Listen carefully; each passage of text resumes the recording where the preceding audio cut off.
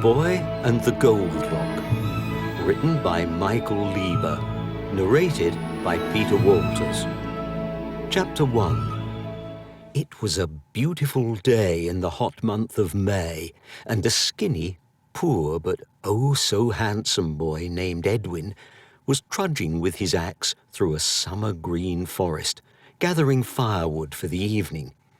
Edwin was very fond of collecting wood in the wood. It was quite good exercise, and a welcome hour away from his town of Dimble-down-the-Hill, where he lived with his mother and sister in the smallest of hovels, which is a very small house. Very often Edwin would spot a squirrel climbing up a tree and think to himself how delightful it would be to be a squirrel, with no worries or responsibilities, no school, no ill mother shouting at him, no rent-hungry landlord banging on the door. Bang, bang, bang. No, none of that here. Here, in the forest, Edwin was happy and free to do and say whatever he liked. He could whack the thick tree with a sturdy stick and pretend to be a knight of King Arthur's court. He could throw big rocks in the stream and hear them go splash. He could close his eyes and listen to the gimbling stream, the wild wind, an angry grizzly bear growling behind him. Behind him. Edwin turned round quick to an aggressive brown bear coming closer and closer towards him, its tremendous weight snapping fallen tree branches underfoot. Trying his best to stay calm, Edwin remembered once in school his best mate Ben saying something like, "Bears are easy to scare off. Just make yourself look as big as possible and wave your arms about." Or was it Jim who said it? It may have been Jim, he thought. Growl, went the bear, hot vapour misting the sides of its large mouth. Being quite a short boy for his age, Edwin knew it would have to be a big performance on his part, with lots of shouting and waving of the axe. But before he could do anything, the bear beat him to it by rearing up on its back legs 6 foot, 7 foot, 8 with a roar. Trembling, Edwin took off through the trees with a loud schwimper, which is a combination of a scream and a whimper, all the while the terrible bear charging after him. Growl! After a few minutes of running deep and deeper still into a maze of branches, and the bear showing no signs of stopping, 2 very important thoughts flashed across Edwin's mind. 1, he was getting very, very lost and had no idea where he was, and 2, his legs, his little legs, were getting tired. He was starting to slow down, and if the bear caught him, that's the end of Edwin. For sure, that's the end, he thought. His only chance was to climb a tree, but which one? If he didn't pick one soon, he wouldn't have enough energy to climb, and then by a stroke of good fortune, a splendid oak with long, climbable branches appeared at the end of a clearing. Sprinting the open air, he reached it just in time and climbed the oak in a tired huff, pulling himself up to safety, axe at the ready. Growl, went the bear, rearing up on the trees. He can't climb, he's too heavy and fat and ugly, said Edwin, sticking out his tongue. In that moment a dead rabbit was tossed from a patch of tall ferns and rolled under the bear's drooling mouth, sniffing around it. The bear ate it up, whole with a hungry snarl, and almost instantly its stomach began to rumble very loudly, and again even louder. Rumble, rumble, tummy, tum, rumble. And then, to Edwin's absolute befuddlement, the bear keeled over and died. But this strange happening was nothing compared to what happened next. As Edwin watched from the safety of his high branch, a 3-foot-tall, hairy yellow thing came walking out of the ferns and began attacking the bear's belly with a sharp stone. It had the snout of a pig, and all its yellow fur was tied up in golden bunches. "What a bizarre creature it looks, like a baby pig covered in pigtails all over its body," said Edwin, lowering himself from the branch and dropping down right in front of the Goldlock. As soon as it saw him, its little mouth fell open silently as it toppled over backwards. Then the Goldlock got up, brushed itself off, and carried on doing what it was doing, namely cutting a long gash in the bear's stomach. "I've never seen anything like you before. You're so little," said Edwin curiously. The Goldlock looked over at him. "Same for you," it said with a gravelly voice. Excited, Edwin was quick to respond. "You've never met a person before, then how can you speak?" "Me taught words by lost parrot. When parrot no word, parrot goed," replied the Goldlock with a nod. "Well, whatever you are or whatever you're doing, you just saved my whole life. God bless you truly." "No save, me shelter. Sky go bad." "Shelter?" exclaimed Edwin, confused. The Goldlock then pried open the bear's big belly with 2 large sticks, and then walked inside the massive beast and returned with one of its innards. Tossing it aside, it went back in and then out again, this time with one of its lungs, and again tossed to the ferns. This went on for quite some time. The toss of a heart, the toss of a kidney, and as the last bit of belly was thrown to the bushes, it began to rain. Shuffling about, the Goldlock made itself comfortable inside the warm bear and started rubbing its little hands together for warmth. "It died? Why?" asked Edwin, his hair going dark and drippy in the rain. "Hopper stuffed with black fungo. You in, said the Goldlock, making space for him inside the bear. Not wanting to, but doing it anyway, Edwin went and sat down beside the Goldlock, and to his nose it smelt truly awful. Even worse than the dead bear, if you can believe it.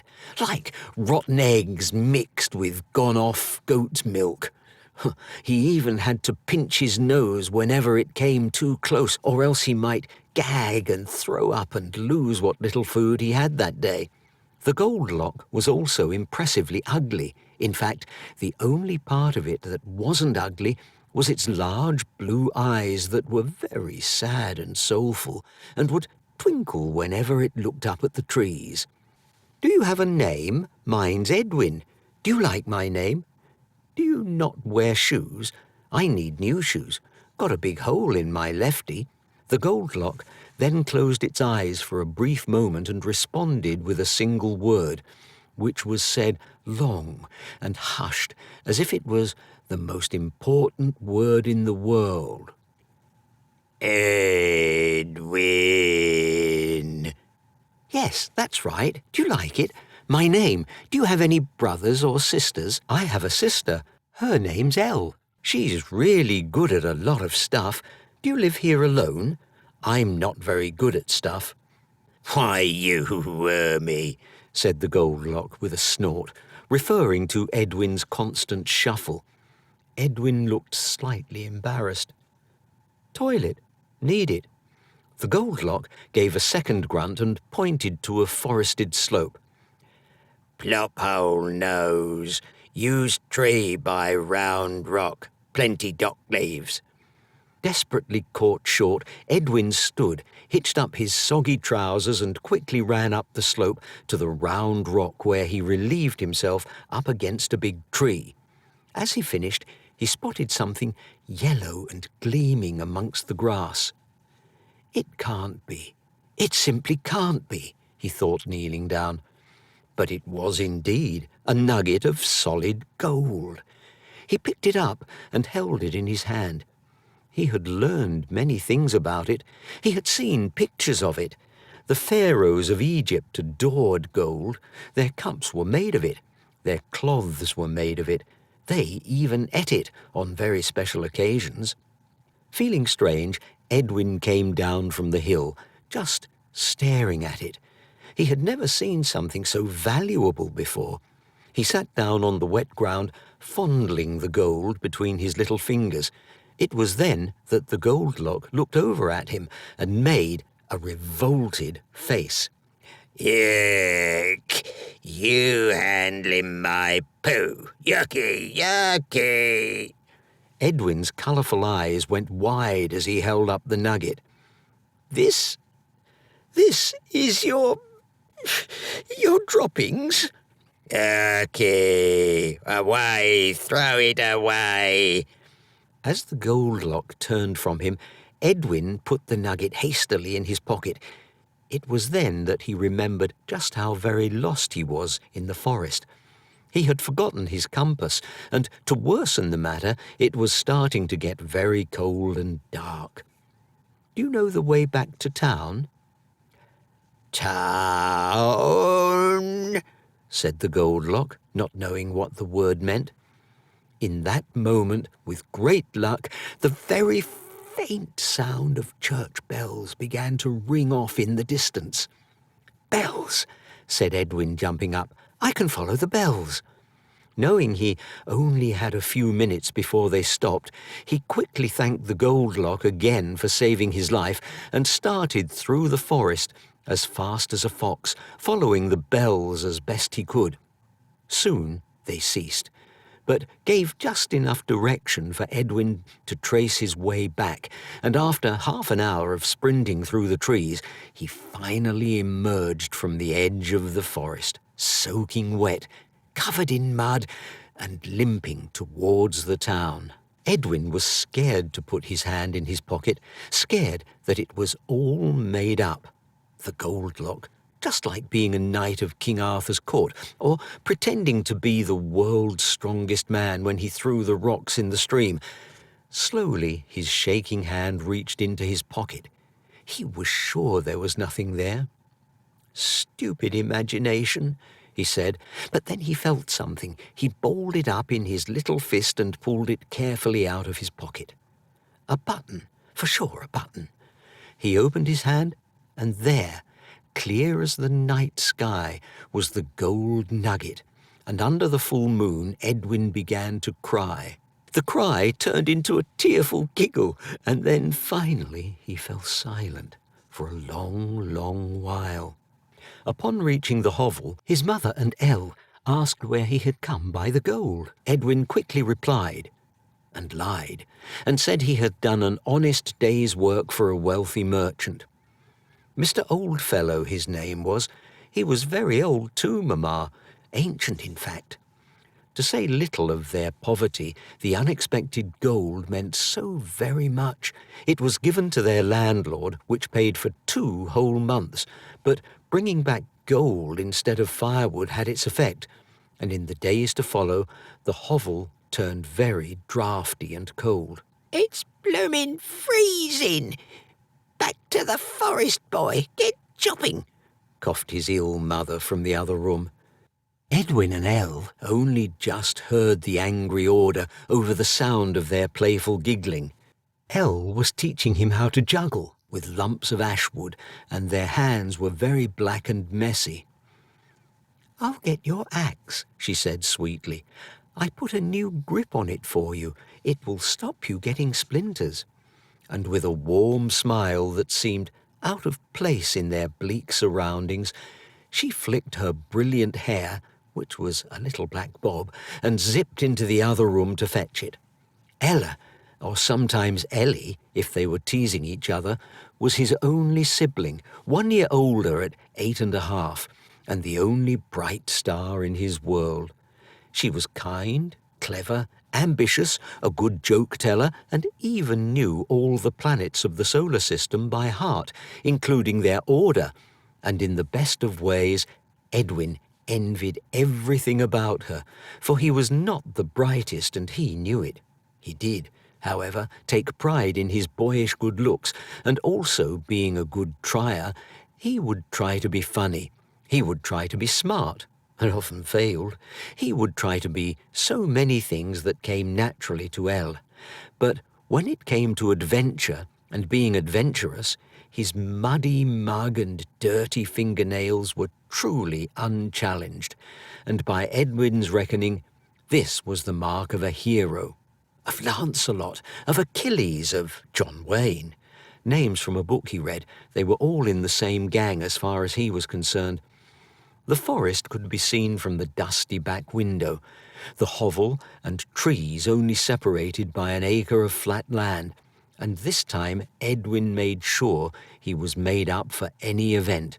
He prepared a brown satchel with a piece of stale bread, his toy soldier in case he got bored, his new gripped axe, as well as a thimble lent from Elle, something to hold on to in the event of dying, and most importantly, he remembered to pocket the compass, and with a determined smile, he set off to the edge of the forest and, behold, trying to make his way back to that marvellous oak tree at the end of that beautiful clearing where it was. This time he was Billy the Kid with an impressive long gun which looked curiously like a backwoods axe, and the way Edwin saw it, he could now get as lost as he liked. Now he had his trusty compass, and lost he was after a while, searching with great leaps into the undergrowth, calling to the Goldlock in any way he could think of. "Goldie, where you at, Goldie? We're going to rob us a train." His heavenly young voice echoed through the trees, joining the wind and the rustle of leaves. Hour upon hour he blindly patrolled every possible direction. Hour upon hour he blindly patrolled every possible direction, but he could never get lost enough. He even pretended to be chased by a wild bear, like before, eagerly running and shouting among the May berries. But it was no use. "It moves about," he said out of breath. "It must make a new home every day." But it wasn't day anymore. It was slipping to night again and turning cold again, and he even heard a wolf howling. Retiring from a good try, he picked his way back to the town, which was quite tricky, as he could barely make out the compass by the hazy moonlight. Dragging his axe lazily along the ground by one arm, he finally returned home. The wooden door made a creak as it opened, as it always did. Elle was so fixing her skirt in one of the chairs and wearing 3 layers for warmth. The thump of the axe being plonked by the door made her jolt from her thinking. As she watched him slinking about, her eyes turned weak. Then she looked to the other room and then back to him with a worried wilt. "Edwin, where is the wood?" she said with a trembling lip.